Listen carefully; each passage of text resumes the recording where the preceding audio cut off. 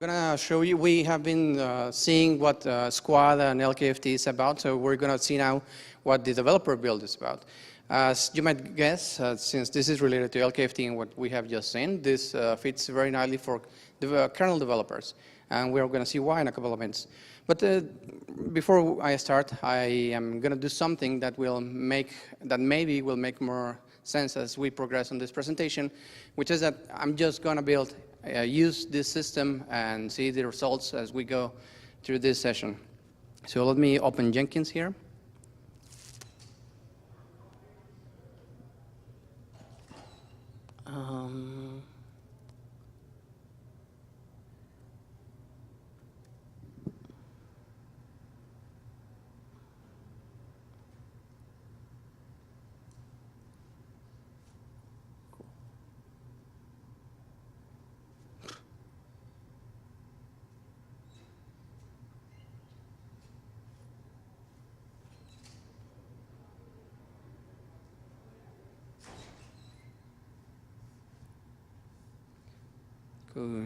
So this is Jenkins here.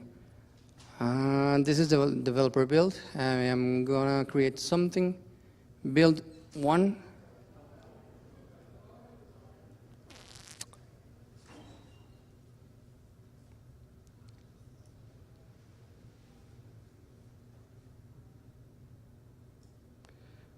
For now, I'm going to say, this will make more sense later on. I'm going to say master high key and case of test. Case of test. Build. Okay.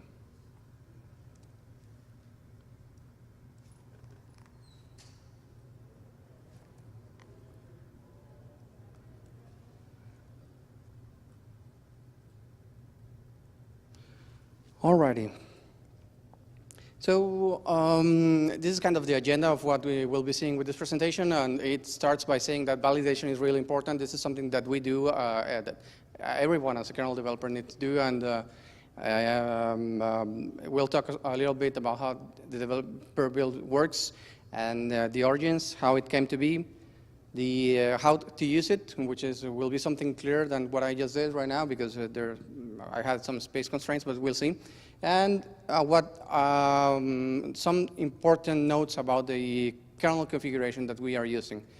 So regarding tree validation, if you have a Git kernel tree, it's really important that you can validate your tree. What can you do? You can, well, maybe you can nurture and infuse some self-confidence into it. You can use soft, gentle words around it. In general, you can treat it well and sing a happy song, and that will make that will make your tree feel validated, but that's not enough. When we're talking about kernel trees, and if you're gonna share your contribution to the world, you have to do a lot more. In this case, you have to at least build your kernel tree. You have to run make. If you're not considering running make and see if it crashes or does something wrong, then I'm sure that there's an open source 101 session around that you can attend, but I'm sure that we all at least run make. Smoke test, meaning that you run, that you use your own kernel with your machine, and if the smoke is contained, then there's no problem. If the smoke comes out, then I'm sure that you can refrain from sharing that contribution to the world. Unit tests, there are not that many unit tests, as we were seeing with Shua's presentation on Keynote on Tuesday. But there are a couple of unit tests. So you should pound on those tests and make sure that you're not breaking anything. In fact, while you're on case of test, run the whole thing. It's going to be useful just to compare to previous results. And use maybe different cases. You're focused probably on one of the subsystems, maybe a driver or something like that, but it's always good to have or think about different use cases, and that's where different test suites can help. It's easier now than ever to check on different architectures. Like you probably have an x86 machine, developer machine on your desk, and also a high key or a BeagleBoard or something like that. So now, as I just mentioned, testing on those boards is now easier than ever. So do that. Maybe in the future we will have ARM on ARM, but that's not currently the case. So maybe later. So checking that is easier, do that. But that's where the developer build comes in. introduces the very same advantages that we just heard in Dan's presentation about LKFT and testing for your kernel, but for your developer tree. It's automated testing. You have a curated test suite, in fact, a curated list of test suites, known failures, and the storage of build artifacts. There are two big differences here. One is that instead of building for ARM, ARM64, and x86, we build for ARM, ARM64, or x86, because we can't anticipate the capacity issues that we might have in the future. We are only limiting to one architecture for the moment. And the other difference is that LKFT right now as a team, the kernel validation team, takes care of this triage and curating the results, annotating failures, and handling all of the bugs and stuff like that. So we rely on this team to generate the reports to the stable lists, and that's not something that you might get, but the automated results are good enough. So that's something to have in mind. How it came to be, well, this was all developed by Fatih Budra from Builds and Baselines. In Jenkins, we have one Jenkins job and one Jenkins trigger for each kernel branch. It's not that often that we have stable branches, so it's not a big deal. In Open Embedded, we have one kernel recipe, again, for each of those kernels, and again, no biggie. But what happens when a kernel developer wants to replicate that setup? That's when it becomes it was difficult to achieve that feat. That's why Fatih came up with a generic builder, which introduced a generic kernel recipe, which you can feed with kernel, Git repository, kernel Git revision, and basically take the LKFT set of scripts will take care of the rest. So, yep, that's how it came to be. Basically, you have to feed the system with one thing, and that is the kernel Git repository, the Git revision.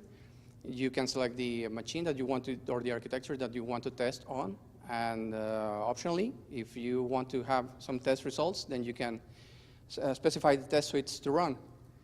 And what will you get? You get an open embedded root file system, exactly the same way that it is being built for the rest of the LKFT builds. You get automated testing in Lava, and test results analytics in Squad QA reports. So it's really convenient if you think about it. And this is the web page where the location of the Jenkins job, where you can just go in, if you have a linear login, click and enter your Git repository so that you can get the results. Now, how is this convenient? It's really convenient because you can run case-off tests on your own, which is fine. It's one of the suggested something to do if you're going to submit some patches to a kernel mailing list. But as Dan was saying, you get 350 failures. So how do you know if that's expected or not? And this is where the knowledge of the LKFT, the KVT kernel validation team comes in with those annotated failures and expected failures, known issues, skip lists, and the knowledge of the people involved. It becomes really important, really handy. And you might not get a personalized report, but the automated report is good enough for you to know if you're breaking things. So this is, again, the location of the developer build. This is what it looks like, because I noticed that no one is taking notes. You can just go in there, and this is going to refresh just what I'm saying, so don't worry. It's a general description of the purpose of this job, the architecture that we're running on, and what you can achieve with it, and a brief explanation and link to the what we call the LKFT flavor and not vanilla flavor for the kernel configuration, which we'll see in a moment. When you click on it, this is what you get. You need to enter here the Git repository that you want to fetch the kernel from, the kernel revision, which can be a branch, a tag, or a Git commit ID that you want to specifically build and get tested, a target machine, which can be high key, what was it, X15, and a generic x86 machine. If you want to specify a different def config, and this is not a kbuild def config, but an actual def config file, you can do so right there, and that'll be used as the base for the kernel configuration. We do apply some changes to the kernel configuration, which we're going to see in a minute. And you can select the test suites that you want to run. Right now we have K-self-test, libhuge, TLBFS, and LTP. We have a bunch of tests. Regarding LTP, they appear as like 22 different sets of LTP tests, but they are all the same. They are all part of LTP. So if we take, for example, the Linux stable Git repository and specify 44153 with x86 as the machine and LTP as the test suite, we can then just go visit that build, which is the result, the outcome of building with those parameters. And the artifacts are there, and the QA reports, the status, the information from QA reports is on that web page. If you have access to the presentation, you can click on those links. I'm going to show what that looks like. If you, after you build and after Jenkins is done building the root file system and submitting the tests, this is what you get. You get a link to the location on the snapshots where you can find your root file system, the kernel, bootloaders, scripts, and so on. A link to QA reports, the landing page where the results will be gathered as results come in, and a link to Lava jobs. This is what I was saying. The LTP are 22 different tests, but they are all part of LTP. On snapshots, these are the build artifacts that you will get. And root file system here, a kernel over there, def config, and the actual configuration that it ended up building, logs, the modules, and a lot of other things. On squad QA reports, this is the output.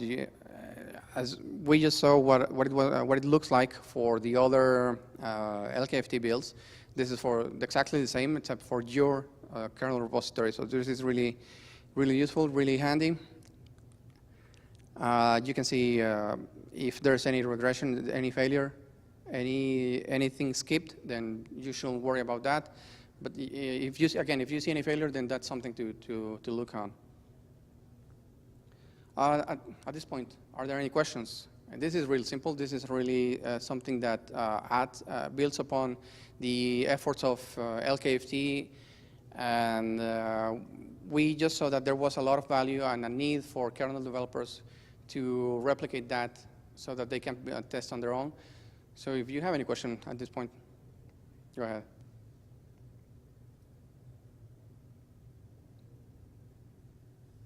Yes, Amro.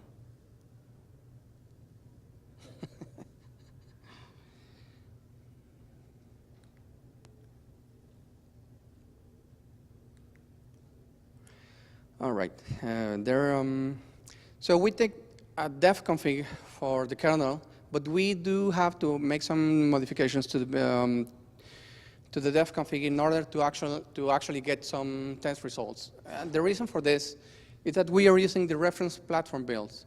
This is a Linaro effort. This is open embedded. This is not a distribution, but since this is open embedded, this is something that, or it might be a distribution depending on your point of view, but it's something that we build. It's Meta 96 boards, and Meta RPV, Meta Linaro, Meta backports, and a few other layers that are encompassed by this manifest right there. You can use that manifest, and you will basically get those same recipes. If you know about Open Embedded, then you know your way around it. But the difference with respect to Open Embedded upstream is that we use a different branch, for instance, for a libhuge TLBFS, because master branch, which is being used in OE upstream, is too old. It never changes. It's been frozen like forever. So we are now building the next branch. And For LTP, likewise, actually we contribute back to upstream OE because there are patches that make it much more functional that have been developed locally, and there are differences with, again, this is not a difference with regards to upstream OE, but this is something not in vanilla OE because, as was mentioned before, LTP releases are separated by like 6 months each. So it takes for, again, half a year. 2 releases per year is a little too much for us. So we apply a couple of patches that we submit upstream. Case of test. So for case of tests, this is pretty much case of test as it stands in the kernel. Dan mentioned that we use the mainline, the most recent stable case of tests on our stable branches. We do apply a couple of patches for cross-compilation, basically, and a few others like GPIO that have not made their way to upstream case of test. We're trying to get those upstream as well so that we don't carry any more patches, but we're in the process of doing and achieving that. As for the kernel, we do include some modifications because the RPV, the reference platform, needs a couple of changes in order to actually run on Lava. For instance, for high key, you need to enable a serial. Well, we'll start with the LKFT fragment, which at this point is more or less the LTP fragment, because when we run case of test, well, there are a plethora of configurations that you can merge. But for LTP, there is none, because LTP is outside the scope of kernel, and we want to enable much more, many more tests. We include these 3 configurations right now, which are NUMA, KSM, and AutoGroup. So no biggie there, really. The RPV fragment, which is the one that I was just mentioning, is needed because for Lava, we need to enable the serial adapter through USB dongle. And we need modules. We need a couple of other things that will enable the boards to run correctly under testing circumstances. And that's all part of the RPV. In fact, if you clone from the Open Embedded RPV manifest, everything is there on those recipes. We just happen to select this set of kernels which have these configurations. The RPV is included across all kernels in the RPV distro or meta distro, but the LKFT fragment is specifically for us as well. Well, the systemd fragment is also a part of the RPV, the meta distribution. There has been some discussion around this fragment as to why we need it if Debian does not. It was there. It's needed. We have tried getting rid of it. Apparently, we do need it. So if you can come up with a solution, we will appreciate that. As for the case of test fragments, we run make case of test merge, and that takes care of everything. So we start with the dev config that you provided, which is a file. Then we add this LKFT, RPV, and systemd fragments, and then we run case of test merge. And that's the outcome of that. The config is then published as one of the artifacts, so that you can always know what you're actually building and compare against other builds. And that's all that I have. I just started a build, so what I'd like to show is how it goes, what it does, what Jenkins does, how the build is handed off to Squad and Lava, and then the results are gathered. But that's going to take a while. Sadly, right now we are trying to get this, to make these things faster. Because there's, for instance, people trying to do bisection using the developer build. This is one of those guys, and it takes a while. If you want to, I mean, building might be fast because everything is cached. Might take anything between 15 and 30 minutes, but testing and waiting for the results can take a bit longer than that. So going back and forth, bisecting it might be suboptimal at this stage, but we're trying to improve on that front and optimize that a lot more. So, well, I just started this build. In any case, I'm going to show one of the previous results because I think this is going to take a little longer. So let's see. If you have any questions, I'm sure that the people here will be able to address that.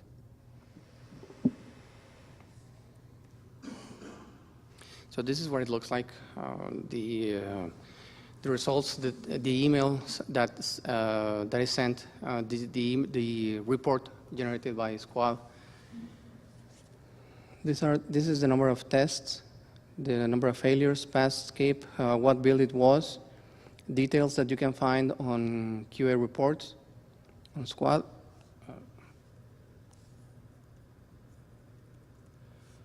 Git description of it, the Jenkins build, the version of case of test used, the make, when you run make kernel version, this is the output of it. The configuration, the kernel configuration used, and the Git repository and the Git branch that I have used for this build. So if we go to Jenkins,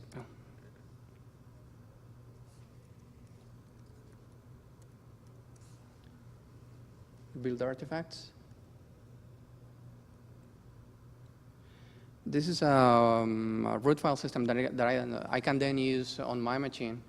And in fact, if I'm a bit more knowledgeable about Lava, then I can reuse this file system and submit many more test jobs because, well, the artifacts will be there. And every now and then I think they are wiped, but for now, for the time being, they'll be there and I can submit more tests. On QA reports.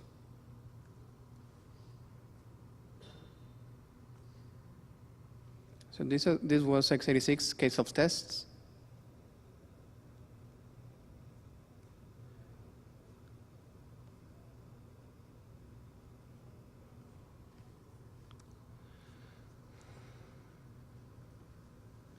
So again, all of the advantages of the LKFT test, the way that Linux releases are tested by LKFT are given here with the kernel, with the developer build. You get all of those.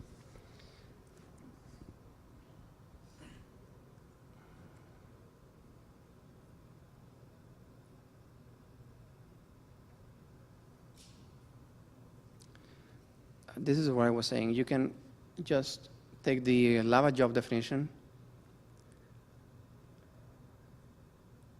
because everything is there on a snapshots, and then you can just simply replace or actually reuse this root file system and the kernel, and then maybe modify the job definition so that if you want to change to test something else, you can rightly do so.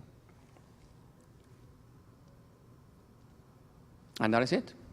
That's all. You have a question, Naresh? Yeah. Is it? Yeah. This is pretty good. I will be the first user to use for bisecting the purpose. Can we, like, next use case is like, since we are selecting LTP and k-self-test, so can't I pass LTP URL which I'm interested? Maybe like LTP master, k-self-test, the tip of k-self-test?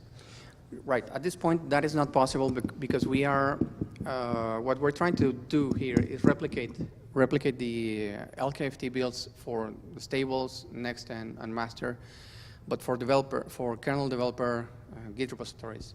So that means that you will be using the very same set of versions that are used there. Maybe in the future we will be able to specify the LTP version that you want to use, or maybe the k-self-test version that you want to use. But in fact,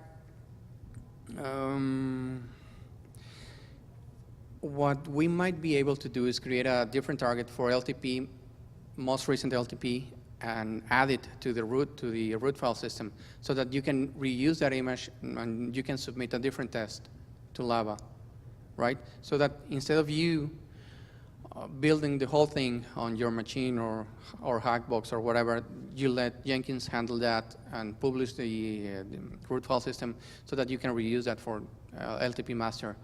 Right now, LTP master is not selected by default for the root file system. We use a different version of LTP, which is from May this year.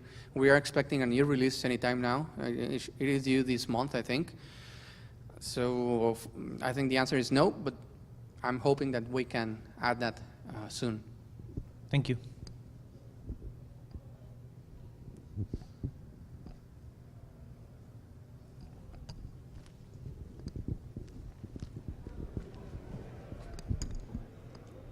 So recently, K-self test, including some configuration, let's say recommended configuration under the test for each test cases.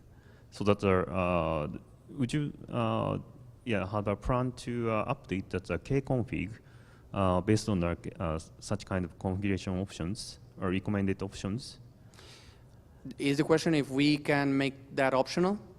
Yeah, no, actually the test case needs are some, let's say, the configuration, kernel configuration, because that's the function, let's say, the function, the kernel functions need to be enabled for each test.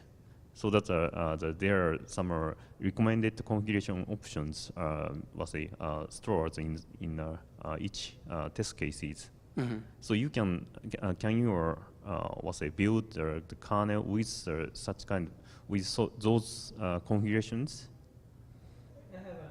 Yep. So if I understood correctly, since we have a case self-test like tools self-test, so it says we have a config files, right? So every config has its own pre-required kernel configuration fragments are available there. So currently we are doing that. So the make K self-test merge. So we are merging those extra kernel configuration into the builds, and we are doing that. So that's the way we are able to add the extra kernel configuration for K self-test, and those are being built, and we are able to test that. Yeah, in addition to what Naresh said, if you want to enable a different set of configurations, then you can add to your tree a different def config and specify that in the parameter in Jenkins. And so that instead of using def config for the given platform, you can use your own def config, which might include these extra requirements for kernel configurations. It's like if you want more and more configurations, probably you can edit your configurations there itself and submit the job. That will do for you. Those configurations are recorded in the build directory. The kernel configuration.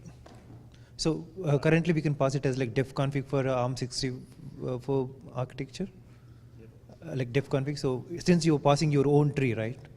So you're specifying your tree. So you can specify like which def config you're going to use.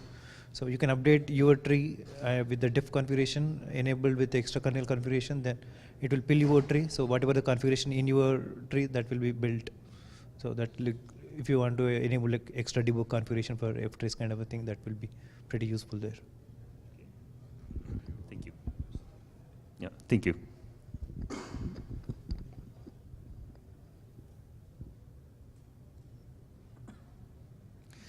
Do you use open embodied one? So what is the user space you use for your general testing purpose?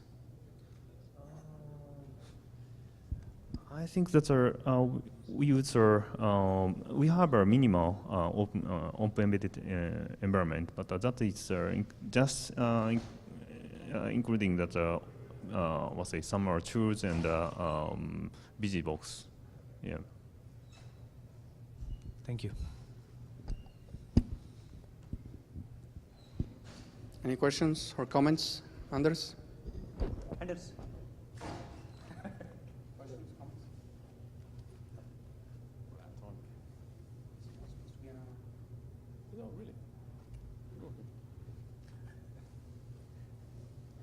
Well, that is all. Thank you, guys. Thank you.